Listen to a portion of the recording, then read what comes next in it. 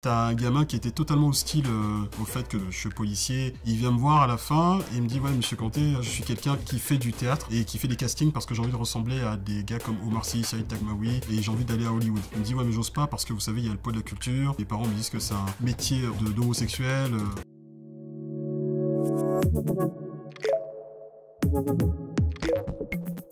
Bonjour, je m'appelle Abdoulaye Kanté, je suis auteur du livre Policier, enfant de la République. Bienvenue sur Papillon Action.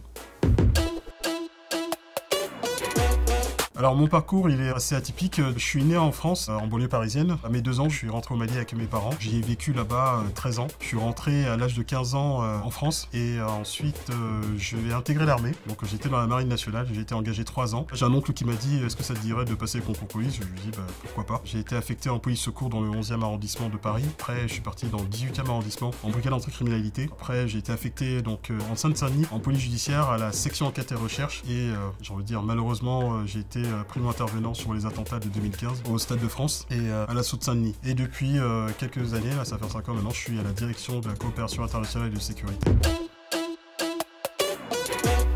Policier, c'est ce qu'on voit au quotidien, donc toutes ces personnes qui sont là pour protéger, pour aider les personnes en détresse. Mon quotidien aujourd'hui, c'est comme je suis à la coopération internationale, donc on s'occupe de tout ce qui est échange avec les polices étrangères, donc en matière institutionnelle et opérationnelle. Depuis trop longtemps, on parle de la police qu'on ne connaît pas parce que ça a été, on va dire, pris en otage par des idéaux, des fois des militants qui ne connaissent pas le métier. Mon engagement concernant mon métier a commencé en 2016 lors de cette fameuse attaque de Viry-Châtillon sur nos collègues qui ont été brûlés vifs. Et c'est de là que je me suis dit qu'il fallait quand même qu'on parle de ce métier et vraiment de ses problématiques, de ce que l'on vit, de ce que vit un policier au quotidien. Mon engagement médiatique a commencé 2 ans après, notamment sur un plateau d'un célèbre chroniqueur Thierry Ardisson. Il y a aussi mon engagement sur les réseaux sociaux. Tout cela a permis de parler de mon métier à travers un livre que j'ai fait depuis peu. C'est Policier, enfant de la République, qui est édité chez Fayard en collaboration avec Jean-Marie Godard. C'est un livre qui à la fois parle aussi de mon parcours, de mon engagement et aussi de ma vision de cette police, pour expliquer cette police de manière humaine. Parce que derrière chaque uniforme, il y a un être humain et aussi cet être humain aussi a des sentiments, a aussi des choses qu'il doit exprimer. Et moi, avec humanité, je voulais parler de ce métier qui est des fois méconnu. Voilà, je suis bien content et je suis fier de l'avoir fait. J'ai une association qui s'appelle Tous Unis, Tous Uniques, qui va dans les quartiers, dans des structures où il y a des jeunes qui sont déscolarisés, désocialisés, qui sont, on va dire, en dehors de la République. Donc moi, mon boulot à travers cette association, c'est d'aller les voir, de leur transmettre ce message républicain, de leur dire que ce sont des pépites. Ça va des personnes qui sont victimes de violences, de viols et aussi d'handicap, des personnes qui n'ont plus cette inclusion dans notre société et leur dire que à travers leurs compétences, que vous avez cette possibilité d'être aussi acteur prépondérant dans cette République. Aujourd'hui, je pense que les associations, au-delà des institutions, ont aussi leur part de responsabilité pour pouvoir inclure toutes les personnes qui sont en dehors ou bien qui s'estiment être en dehors de la société. Donc le travail associatif, c'est quand même quelque chose de très important, des fois malheureusement qui n'est pas forcément mis en lumière.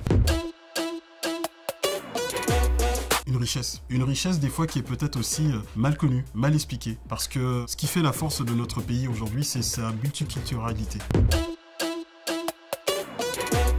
L'administration policière a été chercher les personnes issues de l'immigration et je suis content quand même qu'aujourd'hui qu'on est l'une des administrations qui a un taux de diversité qui est très énorme par rapport à l'ensemble de la société. Et ça montre aussi qu'il y a vraiment une réelle volonté d'inclure les personnes qui sont issues de la diversité et qui font ce pays.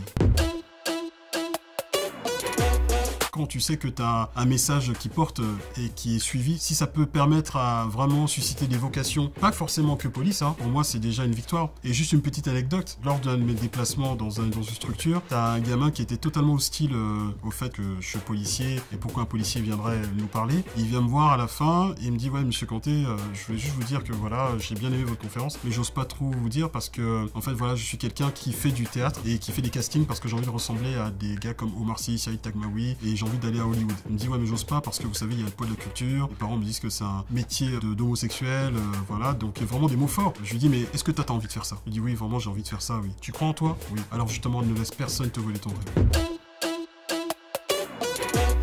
Il y a une citation qui, pour moi, qui me suit très souvent et je pense qu'elle doit parler aussi à beaucoup de personnes. C'est mon grand-père qui nous disait souvent le jeune court vite, mais le vieux connaît la route.